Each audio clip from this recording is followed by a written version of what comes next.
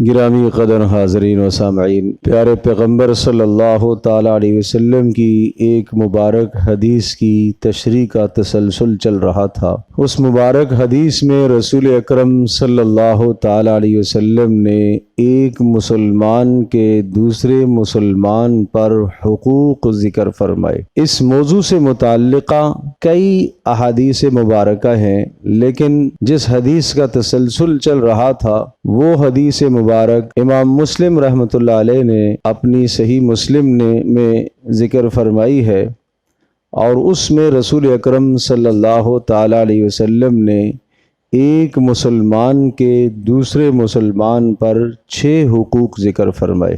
اور گزشتہ سے پیوستہ جمعے میں پہلا حق ذکر ہوا کہ ایک مسلمان کا دوسرے مسلمان پر یہ حق ہے کہ جب ملاقات ہو تو اسے سلام کرے، اور پھر سامنے والا مسلمان جواب دے۔ سلام سے متعلقہ تمام آداب و مسائل ہم بیان کر چکے۔ گزشتہ جمعے میں یہ مضمون تھا کہ جب ایک مسلمان آپ کی دعوت کرے تو اس کی دعوت کو قبول کرے۔ اس سے متعلق بھی تمام تفصیل آ گئی کہ کس موقع پر دعوت کو قبول کرنا چاہیے اور کس موقع پر دعوت کو رد کرنے کی اجازت ہے۔ آج کی نشست میں ان حقوق میں سے تیسرا حق ذکر کرنا ہے۔ پیارے پیغمبر صلی اللہ تعالیٰ علیہ وسلم کا ارشاد گرامی ہے کہ جب ایک مسلمان بھائی آپ سے نصیحت طلب کرے تو آپ اس کو نصیحت کرو۔ نصیحت کس کو کہتے ہیں؟ عام طور پر ہماری زبان میں نصیحت کوئی اچھائی کا جملہ بول دینا۔ کوئی آپ سے کہتا ہے مجھے نصیحت کرو تو آپ کہیں گے نماز پڑھا کرو، آپ کہیں گے روزہ رکھا کرو، آپ کہیں گے تہجد ادا کیا کرو، آپ کہیں گے صدقہ دیا کرو۔ نصیحت صرف اتنا ہی محدود معنی نہیں رکھتی، بلکہ اسلام میں اس لفظ نصیحت کی بڑی اہمیت ہے اور اس میں بڑی وسعت ہے۔ نصیحت اللہ کے لیے بھی ہے، نصیحت اللہ کی کتاب قرآن مجید کے لیے بھی ہے، اور نصیحت اللہ کے رسول کے لیے بھی ہے، اور نصیحت امت مسلمہ کے مقتدر علماء کے لیے بھی ہے، اور نصیحت حکمرانوں کے لیے بھی ہے، اور نصیحت عام آدمیوں کے لیے بھی ہے۔ ایک اور حدیث ہے، رسول اکرم صلی اللہ تعالیٰ علیہ وسلم نے ارشاد فرمایا، اور یہ معروف حدیث ہے، الدین النصیحہ، دین سراسر نصیحت، اور یوں بھی ترجمہ کریں دین سراسر خیرخواہی۔ قیلا، پوچھا گیا اللہ کے رسول، یہ جو آپ نے ارشاد فرمایا دین سراسر خیرخواہی ہے، یہ کس کے لیے؟ تو رسول اکرم صلی اللہ تعالی علیہ وسلم نے فرمایا کہ دین سراسر نصیحت ہے اللہ کے لیے بھی، للہ، اللہ کے لیے، ولی کتابی ہی، اللہ کی کتاب کے لیے ہے، اور ولی رسول ہی، اللہ کے رسول کے لیے بھی، اور اسی طرح سے ولی ائمتہم، اور امت مسلمہ کے مقتدر علماء کے لیے بھی، اور حکمرانوں کے لیے بھی، ولی عامتہم، اور عام انسانوں کے لیے بھی۔ علماء حدیث نے اور شارحین نے اس حدیث کی تشریح میں لکھا ہے کہ اللہ کے لیے نصیحت۔ نصیحت کا پہلے معنی بتاتا ہوں۔ نصیحت کا معنی ہے خالص کرنا کسی چیز کو۔ نصح کہتے ہیں خالص کرنا۔ جب ایک آدمی شہد کو صاف کرتا ہے، اسے چھتے سے نچوڑتا ہے اور پھر اسے صاف کرتا ہے، تو اس کے لیے نصح کا لفظ استعمال ہوتا ہے، بالکل خالص کرنا، کھوٹ سے پاک کرنا۔ تو اب سمجھیے جب یہ اس کا معنی ہے نصیحت کا، کہ اس نصیحت کا مطلب ہے بالکل خالص کرنا، کھوٹ سے پاک کرنا، تو اب یہ نصیحت اللہ کے لیے کیا ہے؟ جو فرمایا کہ نصیحت اللہ کے لیے بھی ہے۔ نصیحت اللہ کے لیے کیا ہے؟ نصیحت اللہ کے لیے ہے کہ اللہ تبارک تعالیٰ کو ایک ذات وحدہ لا شریک اسے تسلیم کرنا۔ نمبر 2، اللہ کی صفات میں اس کے ساتھ کسی کو بھی شریک نہ ٹھہرانا۔ جو عظمت، جو احترام، جو تعظیم اللہ کی جاتی ہے، اگر وہ تعظیم کسی اور کی کر رہا ہے، وہ احترام کسی اور کا کر رہا ہے، تو یہ احترام جو خالص اللہ کو دینا چاہیے تھا، اس احترام میں خلوص نہیں ہے، ملاوٹ آ گئی۔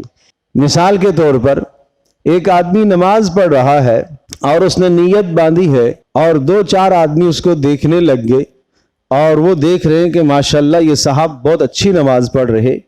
اب یہ جب رکوع میں جاتا ہے تو اس کو 3 مرتبہ سبحان ربی العظیم کہنا تھا اور اس نے یہ خیال کیا کہ لوگ مجھے دیکھ رہے ہیں اور یہ سمجھیں کہ تاکہ بڑا اچھا نمازی ہے اور بہت بہترین اور عمدہ نماز پڑھ رہا ہے، تو اس نے اس سجدے کو لمبا، رکوع کو طویل کر دیا، بجائے 3 کے 7 کر دیتا ہے، 9 کر دیتا ہے. اب یہ 3 مرتبہ کی تسبیح تو ہوئی اللہ کے لیے، اور مزید جو 2 ساتھ ملا لیں یا 3 اور ملا لیں یا 4 اور ملا لی، یہ بیچ میں غیر اللہ کے لیے ہو گئی. اب یہ سجدہ اور رکوع خالص وہ عبادت تھی جو کس کے لیے ہونی چاہیے تھی؟ اللہ کے لیے، لیکن اس میں اس نے اللہ کے غیر کو ملا لیا. جیسے شہد خالص ہونا چاہیے تھا، اس میں کسی نے ملاوٹ کر دی. دودھ خالص ہونا چاہیے تھا، اس میں کسی نے ملاوٹ کر دی. تو مطلب یہ ہوا کہ یہ عبادت، یہ سجدہ، یہ بندگی خالص اللہ کے لیے ہونی چاہیے تھی، تو اس کے اندر اس نے فلاں کی منشا کو، چاہت کو، اس کی خواہش کو بیچ میں داخل کر دیا. تو معنی یہ ہوا کہ اس نے اللہ کے ساتھ خیر خواہی نہیں کی. صدقہ دینے لگا ہے اور صرف اللہ کے لیے صدقہ دے رہا تھا، چھپ کر صدقہ دے رہا تھا. کسی نے، دیکھنے والے نے دیکھ لیا اور اس نے 2 تعریف کے جملے بول دیے، بہت سخی آدمی ہے. اب اندر سے انسان کا نفس اور مزاج اور ابھرنے لگا کہ ہاں میں اپنے صدقے کو ظاہر کروں اور میں کہوں ہاں کل بھی میں نے صدقہ کیا تھا، 2 دن پہلے بھی میں نے دیا تھا. تو اس کا مطلب یہ ہوا کہ یہ عمل خالص اللہ کے لیے ہونا چاہیے تھا. اس عمل میں آدمی نے اللہ کے ساتھ کسی اور کی رضا اور خوشنودی کو شامل کر لیا. تو معنی یہ کہ خلوص نہیں رہا، لہٰذا اللہ کے ساتھ خیر خواہی نہیں کی اس نے. اسی طرح سے اللہ تبارک تعالیٰ کی عبادت اور بندگی کے بعد جیسے اللہ کے ہر حکم کو ماننا چاہیے، اگر یہ احساس اور یہ جذبہ کسی اور کو دے رہا ہے تو اللہ کے ساتھ کسی اور کو اس نے شریک ٹھہرا لیا. کیا معنی؟ اللہ تبارک تعالیٰ کے لیے اپنا مال، اپنی جان، اپنی عزت، اپنا گھر بار، اپنی اولاد، اپنا سب کچھ قربان کیا جا سکتا ہے. یہ اختیار، یہ احترام، یہ تعظیم، یہ محبت کس کی ہونی چاہیے؟ صرف اللہ کے لیے. اگر یہ جذبہ اللہ کے سوا کسی اور کے لیے بھی رکھتا ہے تو اس کا مطلب یہ ہوا کہ جو اللہ کو محبت دینی چاہیے تھی، اس محبت میں اس نے اللہ کے ساتھ غیر کو شامل کر لیا. اپنی اندر سے اٹھنے والی خواہش کے لیے سب کچھ قربان کر رہا ہے.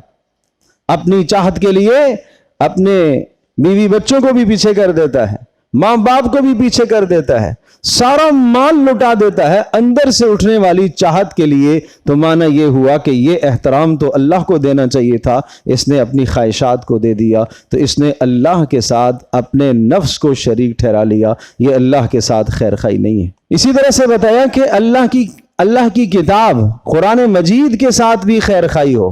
کیا معنی؟ اس پر ایمان ہو کہ یہ اللہ کا کلام ہے، اس پر ایمان ہو کہ جو کچھ اس میں اللہ نے فرمایا وہ برحق ہے، سچ ہے. اور اسی طرح سے جو کچھ اللہ پاک نے فرمایا، جو اوامر اور نواہی، جن چیزوں کا حکم دیا اور جن چیزوں سے روکا، اب پوری زندگی ان پر عمل کرنے کی بھرپور کوشش کرے. اور قرآن مجید کے اندر غور اور فکر اور تدبر کے ساتھ اور تجوید اور ترتیل کے ساتھ پڑھنے کی کوشش کرے. یہ قرآن کے ساتھ خیر خواہی ہے.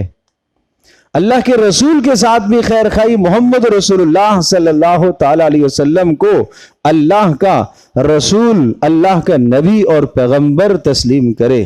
صرف یہاں تک نہیں بلکہ محمد رسول اللہ صلی اللہ تعالی وسلم کو اللہ کا آخری رسول تسلیم کرے. اور محمد رسول اللہ صلی اللہ تعالی وسلم کو اپنا ہادی، راہبر اور رہنما تسلیم کرے، اور اس بات کا نظریہ اور عقیدہ رکھے کہ اس دنیا میں بھی اور اس دنیا کے بعد، مرنے کے بعد کی جو زندگی ہے، ان دونوں جہانوں کی 100% کامیابی کا دار و مدار محمد رسول اللہ صلی اللہ تعالی وسلم کی اتباع اور پیروی میں ہے۔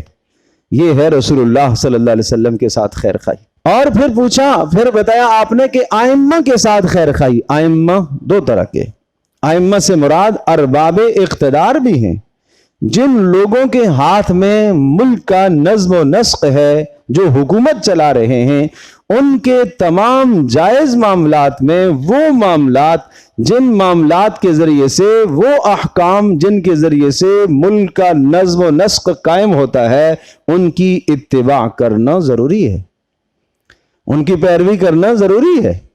اگر کوئی آدمی اس پیروی میں کوتاہی کر رہا ہے تو وہ عند اللہ، اللہ کے ہاں بھی مجرم ہے۔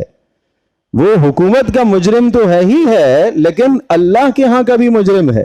مثال کے طور پر راستے میں چلتے ہوئے روڈ پر ایک آدمی سگنل توڑتا ہے، حالانکہ یہ قانون اور ضابطہ بنایا گیا کہ اب آپ رک جائیے، دوسری طرف کی ٹریفک کو چلنا ہے۔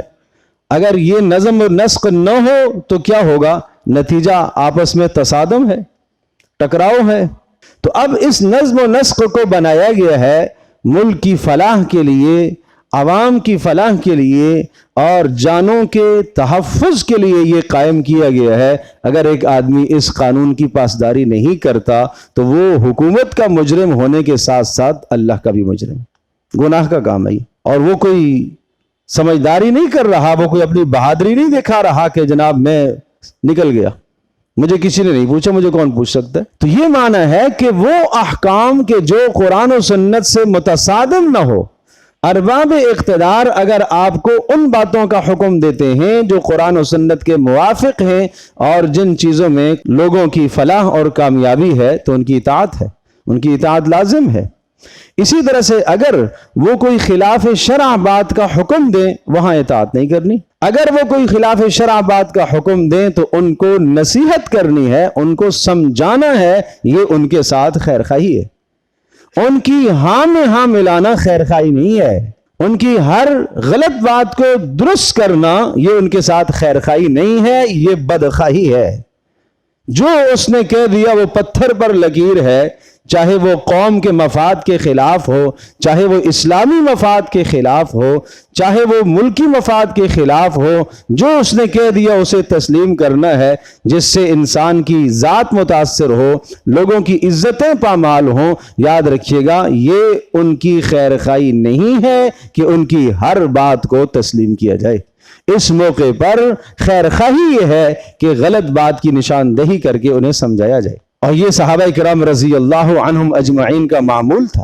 جابر سے جابر اور سخت سے سخت ظالم حکمرانوں کے سامنے بھی صحابہ کرام رضی اللہ تعالی عنہم اجمعین کلمہ حق کہا کرتے تھے۔ پیارے پیغمبر صلی اللہ علیہ وسلم کا ارشاد گرامی ہے، سب سے بہترین جہاد کیا ہے؟ کلمۃ حق، حق بات کہنا، کسی ظالم حکمران کے سامنے حق بات بولنا، یہ بہت بڑی فضیلت کی بات ہے۔ تو یہ اس کے ساتھ خیر خواہی ہے کہ آپ نے اس کو ایک برائی سے بچایا ہے۔ اسی طرح سے اہل علم، علماء کے ساتھ خیر خواہی، علماء کے ساتھ خیر خواہی کیا ہے کہ جو دینی معاملات وہ آپ کے سامنے پیش کرتے ہیں، دینی معاملات میں ان کی اطاعت اور فرمانبرداری کرنا، اور ان کے ساتھ حسن ظن رکھنا، اچھا گمان رکھنا، اور اگر کوئی برائی نظر آ جائے تو اس برائی کی تشہیر نہ کرنا، بلکہ تنہائی میں علیحدہ کر کے بات سمجھانا، اصلاح کرنے کی کوشش کرنا، یہ عالم دین کے ساتھ خیر خواہی ہے، یہ علماء کے ساتھ، اہل علم کے ساتھ یہ خیر خواہی ہے۔ دیکھو، اللہ اور اس کے رسول صلی اللہ تعالی علیہ وسلم کی اطاعت سب سے اوپر ہے، مقدم ہے۔ اگر کوئی عالم دین اللہ اور اس کے رسول صلی اللہ تعالی وسلم کی اطاعت کی شرح کر رہا ہے اور شریعت کے مطابق تشریح کر رہا ہے تو اس کی بات سنیے۔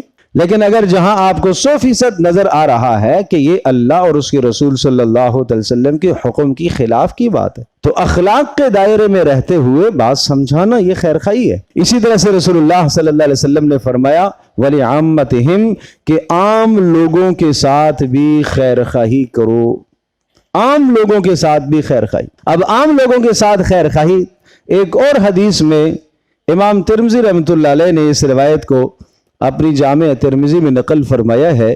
پیارے پیغمبر صلی اللہ تعالی علیہ وسلم نے ارشاد فرمایا کہ اپنے مسلمان بھائی کے ساتھ اس کی موجودگی میں بھی اور اس کی غیر موجودگی میں بھی خیر خواہی کرنا۔ موجودگی میں کیا خیر خواہی کرے؟ بلا وجہ چاپلوسی نہ کرے، جھوٹی تعریف کرنا یہ اس کی خیر خواہی آپ نہیں کر رہے، یہ اس کے اندر تکبر پیدا آپ کر رہے، یہ اس کے ساتھ بھلائی نہیں کر رہے، اچھائی نہیں کر رہے آپ، یہ اس کے اندر جو گناہ ہے، جو غلطی ہے، اس غلطی پر اس کو آپ جری کر رہے ہیں، یہ کوئی اچھا کام نہیں ہے۔ جھوٹی تعریف نہ کریں کسی کی، ہاں ایک جملہ کسی کی مدح میں، کسی کی تعریف میں، کسی کی حوصلہ افزائی میں آپ نے بول دیا تو سبحان اللہ۔ اس طرح سے چاپلوسی کرنا اور مسلسل کسی غرض کی خاطر اس کے پیچھے اس کی جھوٹی تعریف کر کے اس سے اغراض بٹورنا، یہ اس کے ساتھ خیر خواہی نہیں ہے، یہ بدخواہی ہے۔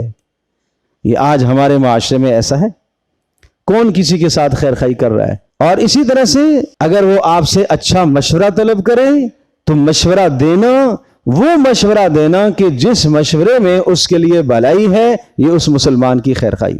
جو مشورہ اس نے طلب کیا، آپ نے وہ مشورہ اسے نہیں دیا، آپ نے سوچا کہ نہیں یہ بات تو میں اس کو کہوں گا تو ایسا نہ ہو، اس بات کے کہنے سے اس کی ترقی ہو جائے اور میری تنزلی ہو جائے، میں نیچے ہو جاؤں وہ اوپر چلا جائے، اس کا مطلب یہ ہوا کہ آپ نے اس کے ساتھ خیر خواہی نہیں کی۔ المستشار مؤتمن، ایک شخص آپ سے مشورہ مانگ رہا ہے کہ بھائی مجھے یہ کام کرنا چاہیے، یہ نہیں کرنا چاہیے۔ اب مسئلہ یہ ہے کہ آپ دیکھیں جو آپ اپنی سمجھ اور بصیرت کے مطابق سمجھے ہیں، یہ بھی ضروری ہے۔ ہمارے ہاں مشورہ کیا، بھائی مشورہ مانگنے سے پہلے ہی ہم دے دیتے۔ مشورہ وہ آدمی دے جس میں دو خوبیاں ہوں۔ نمبر ایک، جس کو میں مشورہ دے رہا ہوں، یا یوں سمجھ لیجئے کہ مشورہ آپ اس شخص سے طلب کریں جس میں دو خوبیاں ہوں۔ نمبر ایک، وہ آپ کا خیر خواہ ہو تو تب آپ اس سے مشورہ طلب کریں۔ نمبر دو، وہ اس معاملے کے متعلق کچھ معلومات بھی رکھتا ہو، جس چیز سے متعلق آپ مشورہ مانگ رہے ہیں اس چیز سے متعلق وہ کوئی معلومات بھی تو رکھتا ہو، اور اس کو چاہیے کہ اگر وہ معلومات نہیں رکھتا تو وہ پھر غلط مشورہ نہ دے، وہ پھر صاف بتا دے، کسی جاننے والے کی طرف اس کو بھیج دے کہ بھائی فلاں شخص سے آپ رابطہ کر لیں، مجھے اس چیز سے متعلق کوئی معلومات نہیں ہے۔ یہ ہے مسلمان کے ساتھ خیر خواہی۔ یہ کوئی ضروری نہیں ہے کہ بس جواب دینا ہی دینا ہے اس کو، چاہے غلط ہو، چاہے اس کا نقصان ہو، مالی جانی عزت کا، دینا ہی دینا ہے۔ نہیں، اسلام میں تو یہ کوئی عیب نہیں ہے۔ ایک چیز آپ کو نہیں آتی، مجھے نہیں آتی، ٹھیک ہے بھائی، نہ کوئی عیب تو نہیں ہے۔ غلط بتانا عیب ہے، جھوٹ بولنا عیب ہے، نہیں آتی چیز نہیں بتا سکتا۔ اللہ کے رسول صلی اللہ تعالی علیہ وسلم کے پاس آئے ایک شخص، اے اللہ کے رسول، کائنات میں سب سے اچھی جگہ کون سی ہیں، سب سے بری جگہ کون سی ہیں؟ آپ نے فرمایا مجھے نہیں معلوم، جبریل آئیں گے پوچھ کے بتاؤں گا۔ کوئی عیب نہیں ہے۔ حضرت جبریل علیہ السلام تشریف لائے، ان سے پوچھا، حضرت جبریل علیہ السلام نے بھی ارشاد فرمایا مجھے نہیں معلوم، میں اللہ سے پوچھ کے آؤں گا۔ کوئی عیب کی بات نہیں ہے۔ حضرت جبریل اللہ پاک سے پوچھ کے آئے، آ کے رسول اللہ صلی اللہ علیہ وسلم کو بتلایا، اور رسول پاک صلی اللہ علیہ وسلم نے فرمایا وہ سائل کہاں ہے؟ سائل کھڑے ہوئے۔ آپ نے فرمایا احب البلاد الی اللہ مساجدہا، کائنات میں سب سے اچھی جگہ وہ اللہ کی مسجدیں ہیں، اور سب سے بری جگہ وہ بازار ہیں۔ تو معلوم یہ چلا کہ جو چیز معلوم نہیں ہے اس کے متعلق یہ کہہ دینا مجھے نہیں پتا، یہ سامنے والے کے ساتھ آپ نے خیر خواہی کی ہے۔ اور اگر آپ نے اسے جھوٹ بولا اور غلط بتایا تو یہ آپ نے خیر خواہی نہیں کی ہے۔ اللہ اکبر۔ حضرت ابو ہریرہ رضی اللہ تعالی عنہ نے ایک خاتون کو مسئلہ بتا دیا، بعد میں محسوس ہوا کہ مسئلہ تو غلط تھا، تلاش کرتے رہے، پھرتے رہے، مارے پھرتے رہے، اسے تلاش کیا اور جا کر اسے بتلایا کہ میں نے غلط بتایا تھا، مسئلہ صحیح یہ ہے۔ کس قدر اہتمام تھا ان لوگوں کا، کیوں مسلمان کے ساتھ خیر خواہی کا حکم ہے۔ حضرت جریر بن عبداللہ بجلی رضی اللہ تعالی عنہ جلیل القدر صحابی ہیں، اپنی قوم کے سردار تھے، پیارے پیغمبر صلی اللہ تعالی علیہ وسلم کی خدمت میں حاضر ہوئے۔ آپ علیہ الصلوۃ والسلام نے اپنی چادر مبارک ان کو بیٹھنے کے لیے پیش فرمائی، پیچھے بیٹھ گئے تو آپ علیہ الصلوۃ والسلام نے اپنی چادر مبارک ان کو دی بیٹھنے کے لیے کہ آپ اس پر تشریف رکھیں۔ بعض روایت میں آتا ہے کہ آپ نے تکیہ اپنا پیش فرمایا، اس لیے کہ ایک مسلمان کے ساتھ خیر خواہی اور اخلاق یہی۔ حضرت جریر بن عبداللہ بجلی رضی اللہ تعالی عنہ فرماتے ہیں، میں نے پیارے پیغمبر صلی اللہ تعالی علیہ وسلم کے ہاتھ پر بیعت کی 3 چیزوں پر، اور ان 3 چیزوں کو میں نے اپنی زندگی کی بنیاد بنایا۔ نمبر 1، بایعت رسول اللہ صلی اللہ تعالی وسلم علی اقام الصلاۃ، کہ میں نماز ہمیشہ قائم کروں گا، نماز نہیں چھوڑوں گا کبھی۔ نمبر 2، وایتاء الزکاۃ، کہ زکوٰۃ ہمیشہ دیتا رہوں گا، جب زکوٰۃ فرض ہوگی اس میں کوئی کوتاہی نہیں کروں گا۔ نمبر 3، والنصح لکل مسلم، ہر مسلمان کے ساتھ میں ہمیشہ خیر خواہی کیا کروں گا، مسلمان کے ساتھ کبھی بدخواہی میں نہیں کروں گا، میں اپنے مسلمان کا کبھی بھی برا نہیں چاہوں گا۔ میں نے رسول پاک صلی اللہ علیہ وسلم کے ہاتھ میں ہاتھ دے کر یہ عہد کیا تھا کہ میں مسلمانوں کے ساتھ خیر خواہی کروں گا۔ اور بڑا ایک عجیب واقعہ ہے حضرت جریر بن عبداللہ بجلی رضی اللہ تعالی عنہ کا۔ ایک مرتبہ ایک گھوڑا خریدا، 300 درہم کا گھوڑا وہ خریدا، اور جب اس پر سوار ہوئے تو محسوس ہوا کہ یہ گھوڑا 300 کا نہیں ہے بلکہ زیادہ کا ہے۔ مالک کو طلب فرمایا، کتنے کا بیچا آپ نے؟ خادم کو بھیجا تھا لے کے آؤ، تو کہا 300 کا۔ تو کہا آپ چاہتے ہو کہ میں 400 درہم آپ کو پیش کر دوں، 300 کے بجائے 400؟ تو اس مالک نے کہا آپ کی مرضی، جیسے آپ چاہتے ہیں۔ پھر تھوڑی دیر کے بعد پھر محسوس ہوا کہ نہیں، یہ 400 کا بھی نہیں ہے، یہ تو اور مہنگا ہے، تو بہت اچھا ہے۔ کہا آپ چاہتے ہو کہ 500 دے دوں؟ کہا آپ کی مرضی۔ پھر محسوس فرمایا کہ نہیں، یہ تو اور مہنگا ہے، کہا 600 دے دوں، 700 دے دوں؟ یوں 100 درہم بڑھاتے گئے 800 درہم اسے دیے۔ بات کتنے پر ہوئی تھی؟ 300 پر۔ اور کتنے دیے؟ 800 درہم دیے۔ تو پوچھنے والوں نے، لوگوں نے پوچھا کہ حضرت 300 پر بات ہوئی ہے اور 800 درہم آپ نے اس کو دیے ہیں، ایسا آپ نے کیوں کیا؟ پیسے زیادہ ہو گئے تھے؟ فرمایا نہیں، میں نے پیارے پیغمبر صلی اللہ تعالی علیہ وسلم سے یہ سنا، اور میں نے آپ علیہ الصلوۃ والسلام سے یہ بات سنی، اور میں نے رسول اللہ صلی اللہ تعالی وسلم کے ساتھ عہد کیا تھا کہ میں ہر مسلمان کے ساتھ خیر خواہی کروں گا۔ میں یہ سمجھ رہا تھا کہ یہ گھوڑا 800 کا ہے، یہ 300 کا ہے نہیں، یہ مسلمان کو نقصان ہو رہا تھا، تو میں نے اس کو اس نقصان سے بچانے کے لیے اس کے ساتھ خیر خواہی کی ہے، اس لیے میں نے قیمت بڑھائی ہے۔ تو مجھے آج آپ یہ بتائیے کہ جس معاشرے کے اندر ہم رہ رہے ہیں، کیا کوئی خریدار کسی فروخت کرنے والے سے چیز کی قیمت بڑھاتا ہے؟ آج 50 کی بھی چیز ہوگی نا تو ہم اس کو کوشش کریں گے 20 پر آ جائے۔ ایک ٹھیلے والا آدمی، غریب آدمی ہے، وہ اس ٹھیلے سے گزارا کرتا ہے، سبزی اس نے لگائی، اس سے وہ گزارا کرتا ہے، تو اس سے بھی ہم 10 روپے کی چیز بھی کوشش کرتے ہیں ہمیں 5 میں دے دے۔ کبھی یہ تصور نہیں آیا کہ جس طرح سے ہم کم کرواتے ہیں 2 پیسے ہم بڑھا کے دے دیں، بھائی ایک مسلمان کے ساتھ خیر خواہی کر لیں۔ اس کا یہ معنی نہیں ہے کہ سامنے سے اگر زیادتی ہو رہی ہے تو آپ دیں، نہیں، اللہ پاک نے سمجھ دی آپ کو بھی، آپ بھی دیکھیں کہ واقعتاً اس چیز کی یہ قیمت ہے کہ نہیں، کہیں ایسا تو نہیں ہے کہ اس کی مجبوری ہے۔ عام طور پر بسا اوقات دیکھا جاتا ہے کہ جب سویرے سویرے لوگ اس کو ایسا سمجھتے ہیں کہ ایک آدمی آیا اگر خریداری کے لیے، اور اگر وہ بغیر خریدے چلا جائے تو دکاندار اس کو ذرا شومی سمجھتا ہے، نحوست سمجھتا ہے، تو وہ چیز کو سستے داموں میں دیتا ہے، اور یہ آدمی سمجھتا ہے کہ مجھے بہت منافع ہو گیا اور بہت میرا بھلا ہو گیا، اس لیے کہ مجھے بہت سستے داموں مل گئی چیز۔ تو دیکھو، اگر اس مسلمان کا نقصان ہو رہا ہے تو آپ کو اس کا خیال کرنا چاہیے، اس مسلمان کا خیال کرنا چاہیے، اس کے ساتھ خیر خواہی یہی ہے کہ آپ اس کا خیال کریں، کسی بھی آدمی کے ساتھ بدخواہی نہ کریں، کسی کا برا نہ چاہیں آپ، نہ مالی نقصان کسی کا چاہیں، نہ کسی کا جانی نقصان چاہیں، نہ کسی کی عزت کو پامال ہوتا دیکھنے کو آپ برداشت کریں۔